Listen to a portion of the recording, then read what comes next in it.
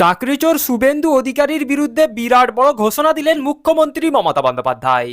26,000 শিক্ষকের চাকরি বাতিল মামলাকে নিয়ে বিজেপি নেতা শুভেন্দু অধিকারীর বিরুদ্ধে যেই কড়া ঘোষণা করেছে মমতা বন্দ্যোপাধ্যায়, তাতেই শুভেন্দু এবং বিজেপি পার্টির পুরোপুরি 12টা বেজে গেল। সরাসরি মেদিনীপুরের এক জনসভা থেকে মুখ্যমন্ত্রী মমতা বন্দ্যোপাধ্যায় এই চাকরিচোর বিজেপি নেতা শুভেন্দু অধিকারীর বিরুদ্ধে ঠিক কী কড়া ঘোষণা করেছে, তাতে শুভেন্দু অধিকারী এবং বিজেপি পার্টির কত বড় সর্বনাশ হয়ে গেল, মুখ্যমন্ত্রী মমতা বন্দ্যোপাধ্যায়ের ঘোষণাটি ধৈর্য ধরে শেষ পর্যন্ত দেখলেই প্রমাণ পেয়ে যাবেন।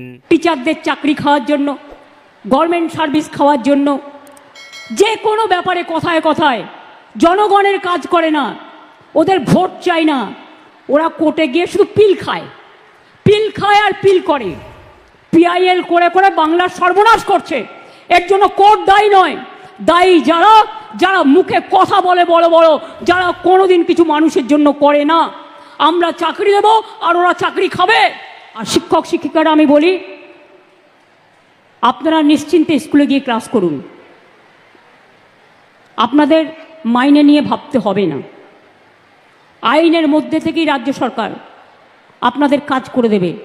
আপনি এ না বি এটা কোর্ট ঠিক করবে, আমরা নই। কিন্তু আপনাদের মনে রাখতে হবে, যে যেখানে চাকরি করছেন চাকরিতে ফিরে যান।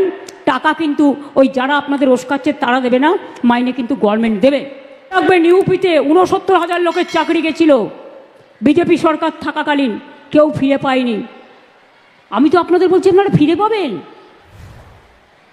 আমরাই তো আপনাদের কোর্টে গিয়ে আপনাদের হয়ে ফাইট করে অ্যালাউ করেছি। ত্রিপুরায় 10,000 লোকের চাকরি চলে গিয়েছিল, কোর্ট বাতিল করে দিয়েছিল। বিজেপি সরকার বলেছিল ক্ষমতায় এসে ফিরিয়ে দেবে। আজ পর্যন্ত 7 বছর হয়ে গেল, ফেরাই তো নি। উপরন্তু তাদের মাথায় লাঠি মারা হয়েছে। আমাদের সরকার কিন্তু তা নয়। 35,000 প্রাথমিক শিক্ষককে ছাঁটাই করতে হবে। এরা কারা? এরা কারা? আমি জিজ্ঞেস করতে চাই, যারা একদিন আমাদের মন্ত্রিসভায় থেকে তারাও কম লক্ষ্যে টাকা দেয়নি, এই চাকরি দেয়নি,